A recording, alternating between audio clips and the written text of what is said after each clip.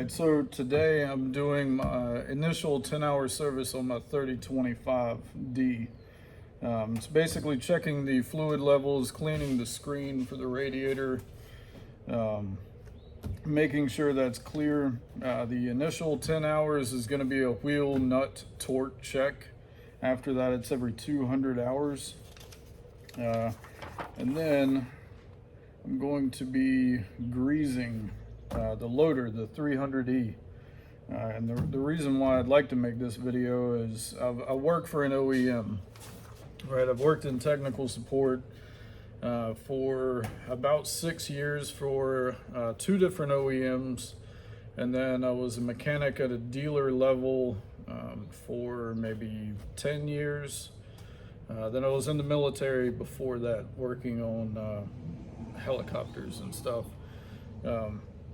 So oil types, grease types, something that I've seen from the dealers and from the consumers is they'll put grease into grease fittings, and it's basically whatever grease they can find. They don't look at their chart. The chart is right here, and I'll show you real quick. It's in the manual. It tells you what your temperature rating is. If you see here, the grease that I'm going to be using, what the maintenance chart calls out is the JDSD polyurea. And the other one, can't remember, it's the moly grease, lithium moly grease. So it's the next one over.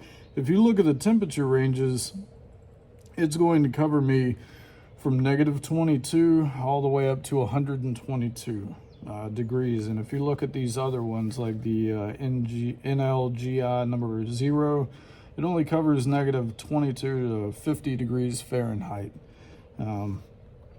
For me, I live in the South. It gets hot. That grease just would not be sufficient for me. Now, in saying that, we've got consumers that will go to a parts house or one of the big box stores, and they'll buy the cheapest grease that they can find. They don't look at the temperature rating. They don't look at what the makeup of the grease is. There's no consideration in that. They grease their equipment, and let's say it's meant for a freezing temperature and their area is like 100 degrees during the summer. That stuff is literally going to break down and just wash out. Even if they grease it every 10 hours, it's not going to be sufficient. They're going to have metal to metal contact. If it's a bushing for like a wheel or something on the front of a lawnmower, it's just going to lock up. It's going to start whining. My thing is, from my perspective, I spent a lot of money on my mowers and my tractor, and if it takes me an extra 30 minutes to research and look up what kind of grease I need, I'm going to take that time, and I'll tell you why.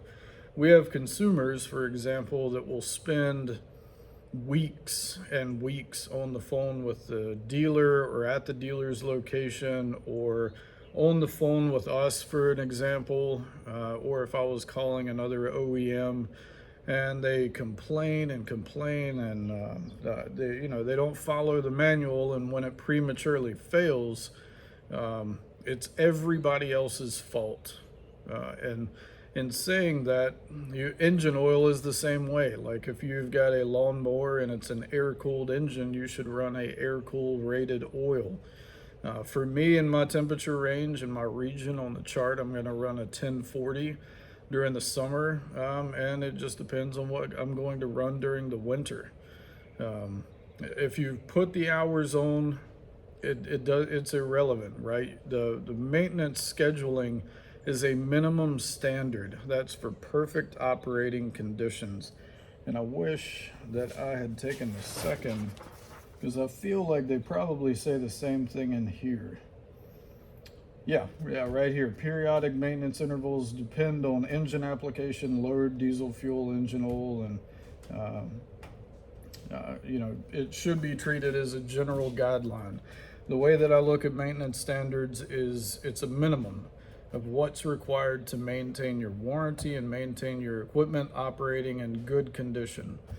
If you're going to spend $5,000 or more on a mower, you would think that most people would take care of their equipment, but that's not the case. You go to Walmart or any of those big box stores, and the engine oil that they sell there, it's probably, if you're buying automotive, it's not going to be rated for a lawnmower, for example. You don't want to buy just the cheapest engine oil you can on a brand new tractor either. You want to make sure that it's specific to what's needed for that engine, especially when it comes to warranty. Like I said, I deal in technical support and warranty, and you'll get denied really quick. It's really easy to see what the difference is for a manufacturing defect versus something that was caused outside of the control of the OEM. I mean, we look at it every day.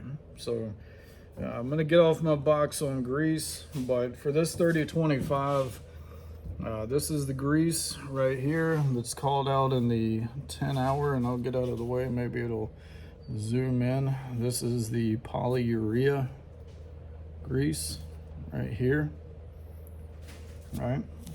Then this is the lithium complex 3% moly. And it is not zooming in. There you go. That's it. So it's a few basic checks.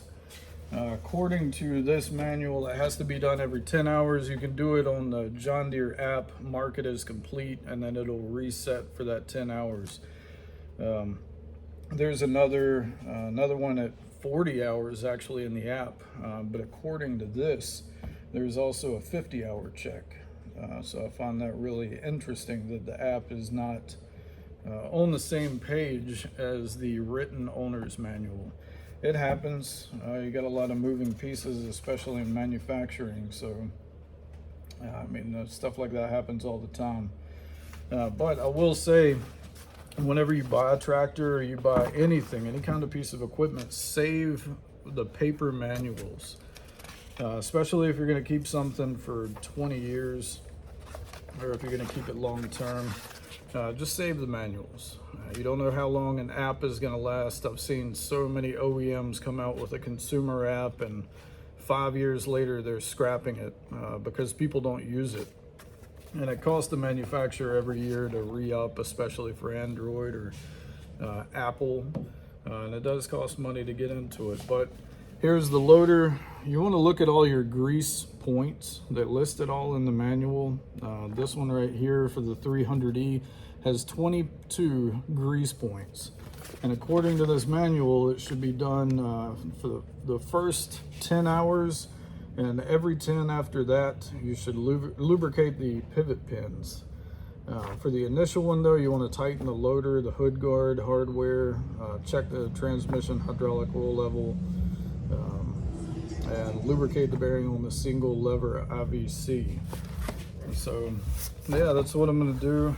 But if you're going to buy a piece of equipment, and I can say this because I work for an OEM, just take the time, figure out what oils you need, what grease you need. And another thing is, like this 10-hour maintenance. It's hot today. It's been raining for the last 5 days. I don't feel like doing the maintenance, but if I have to do something on the farm and I have to jump on the equipment, it's going to be another couple hours here, a couple hours there. Next thing you know, I'm going to be at 20 hours, not even doing the first initial service.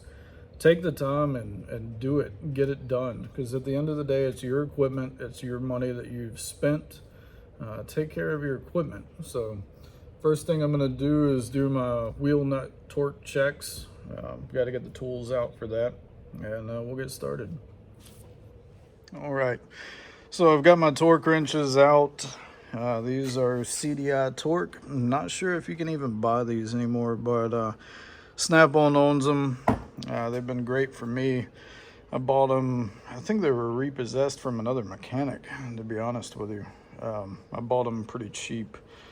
But like with any torque wrench, you always want to put it back on 0, just to take the torque off the spring. You know, you should always get them checked and stuff like that, make sure they're accurate. But if you look at the manual, rear tire, we're going to do 162 foot-pounds. Front tire, we're gonna do 103 foot-pounds. So I'm gonna set these. I've already got the sockets out. I'm gonna do a torque check on these. We're not breaking torque, meaning loosening the bolt. We're just checking them, making sure that they're at least the proper torque. And if any of them are loose, then we have to do this check again after 10 hours. So yeah, there you go. Let's get going. Here we go. We'll start from this one. One, two. Whoa. Yeah, we got one that was not properly torqued. Two.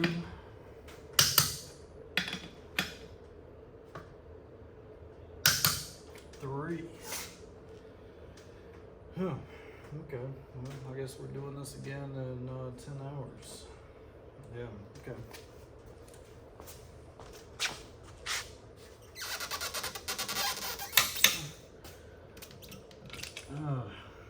Yeah, that was loose.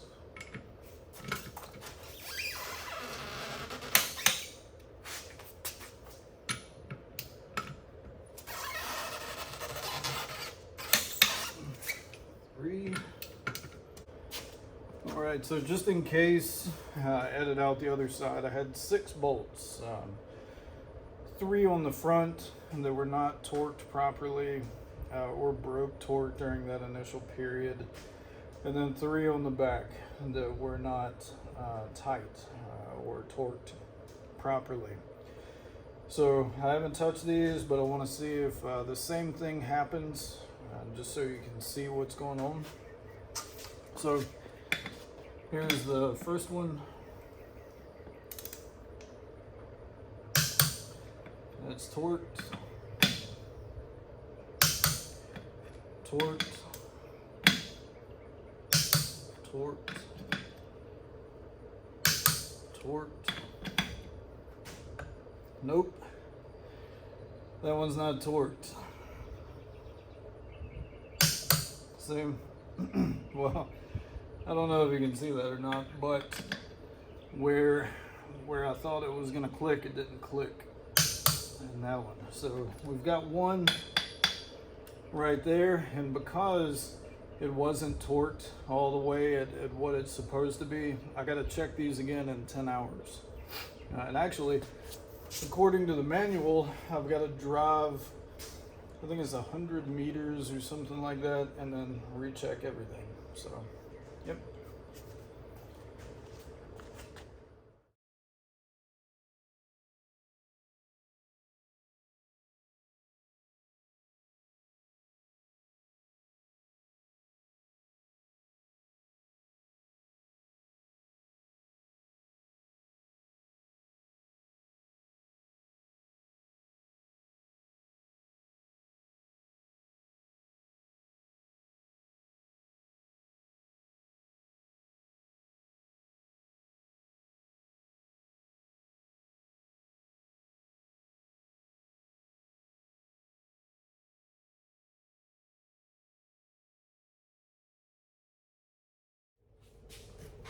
So I retorqued everything to what it should be.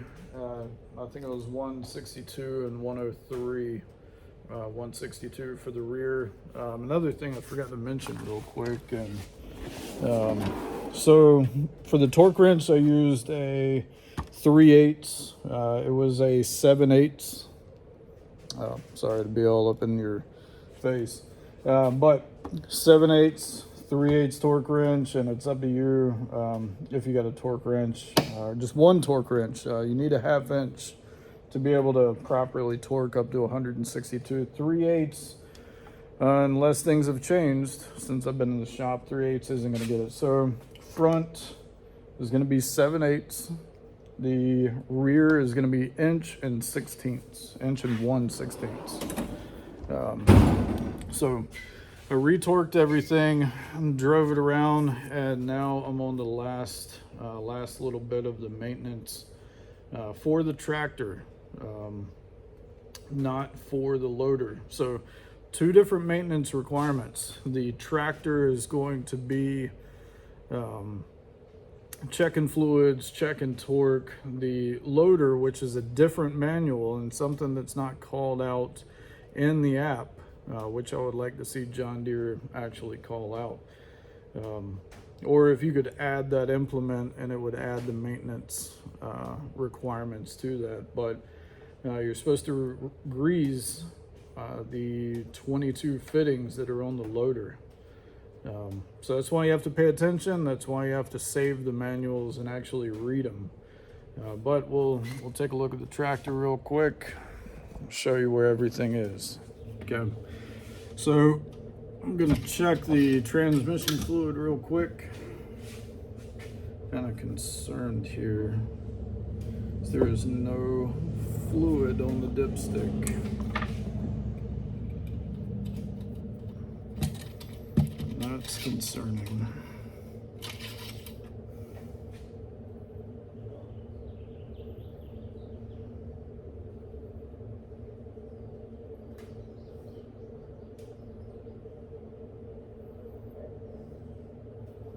Yeah, sure enough. So in 10 hours, I don't know if it wasn't checked at the dealership or what happened, but on the dipstick, I just want to make sure. Let's see if you can see that. Probably not. The hydraulic fluid, yeah, it's puddling up right there, and that's exactly where it is. And where is that? That is at the add mark. It is right at the add mark. So a couple of things could have happened. I don't see any leaks or anything like that. And again, I'm going to make an assumption because it's the first 10 hours. But either somebody at the factory didn't fill it up all the way, or I wouldn't think they would do that at the dealership. I mean, they should check all the fluids. I didn't see any leaks. I haven't seen any issues or anything like that, but it's right at the add mark. Technically, yeah, I guess that's okay, but for me, I like it to be in the middle, in that mid range. So yeah, right here, I don't know if you can see it or not, but right here, your fill neck is going to be here for your hydraulic transmission fluid fill neck, and then you're going to check it right here. So I will be topping that off just a little bit, just to make sure. I guess that's just more for me. Technically, I mean, it's just a touch above the add mark, but I don't like how close that is, especially on a new tractor, new piece of equipment. But right here, this is your reservoir. You have a cold full. I did check this before I ran it. It's slightly above the cold full, and that's okay because I was running it. It was at the proper level. But that reservoir is not, it doesn't tell you what the level is in the radiator, which is here. Here's your radiator cap. Never take that radiator cap off when it's hot at all, for any reason. When I was a younger mechanic, I did it once, and it wasn't a pleasant experience. So always make sure that your engine is cold, your radiator is cold, then you can check the coolant. But after doing the wheel nut torque checks, that's when I check the fluid for the coolant, check the fluid for the engine or the engine oil. Pretty easy to access, and I'll edit another video real quick. Your engine oil level is right here. It's all on the right hand side if you're sitting in the seat. And all your filters are right here on the for the engine on the right hand side. But I checked the engine oil level, and it was at 3/4 of the way full. You know, between the add mark and the full mark, 3/4 of the way full. So I'm kind of suspect that maybe they didn't PDI that. I would hope they would, but you never know. So I'm gonna top it off, put it in the halfway mark. I haven't seen any leaks or anything like that, but I want to just make sure it's not consuming oil. I don't know how it would be consuming oil. It's a closed system and there's no leaks, but you never know. So everything here looks good. The hose clamps for the air filters, not for the air filters. Well, actually there's a primary and a secondary air filter, but all the hose clamps are good. I like to just check that just to check it. It makes me feel better. Battery voltage is good. I've got a checker right there beside my thermometer. So battery voltage is good. I've seen this a lot with manufacturers. They'll throw a battery in there and put a label on it that's current, and that's not the case. They just throw a date on there. It's like a packet of labels. But everything so far looks good. The wheel nuts, those are retorqued. I've run, checked them again. They're fine. Transmission, you know, we'll keep an eye on that. So this is not the daily maintenance. This is the 10-hour initial check. Two different things. So if you look at the manual, your fittings are here. You also want to look at how many fittings are on your tractor. A lot of pins do get missed. Could be down here, could be who knows where. But if you miss a pin and it starts to get metal to metal contact at all, it's pretty much, you're done. Yeah, it's pretty much you're done. As soon as you get metal to metal contact, that starts washing it out. So if you have any questions or anything like that, let me know. The maintenance was pretty cut and dry. Like I said, it's just the initial 10 hours. Overall, still very happy with the tractor. I wanted to get this done before working this weekend. I've got a lot to do. So I've got chips to move. Hopefully not any tilling for a while. Hopefully that's done. One thing that I do like is 10 hours in, my fuel level is at the halfway point, just a little bit above it. Really good fuel economy. And it's been worked. It's not just been driving around. Something else that I've saved for this output for the PTO is this cap. Completely up to you if you want to save it, but for me, anytime I don't have an implement on the back of my tractor, I like to have this cap which has grease in it. I like to just put that on there. It locks in place. So maybe I'm a little bit particular, I don't know, but I want this thing to last as long as possible. So anyway, and I'll show you, I think I've already shown you the wheel nuts as far as the app goes, marking them complete. You want to select today. And another thing, you might say, well, why don't you write it down in the manual? If you do it on the app and the OEM allows that to happen, and let's say 5 years down the road they cancel the app, then you've got grounds to say, well, I recorded the service history in your app that you canceled. And if you do have any warranty issues or anything like that, usually for my company, we'll stand behind it.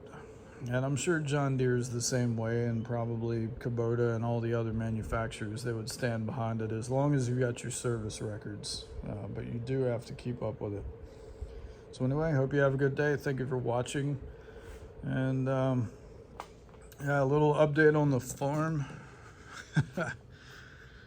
Sunflowers are growing really good. Those are the Sunflower Steve sunflowers, my second year at them. And then my zinnia field, it rained for 5 days, and pretty excited, right? I took the little Mary tiller. Well, technically not a Mary tiller, it's a little Husky rear tine, but I took, and because I couldn't do any weeding over the 5 days while it was raining, I had to go in there and just till it back up. Doing that with a stirrup hoe would be impossible. I would spend a couple of days just doing that. So I'm pretty excited to see how these turn out. Hopefully they don't go back to the original variety. I'm hoping that they hold their beautiful colors and stuff like that. We'll see. This is my first year, so I've never harvested seed and resown and tried producing the same variety of sunflowers. So anyway, have a good one. Thanks for watching.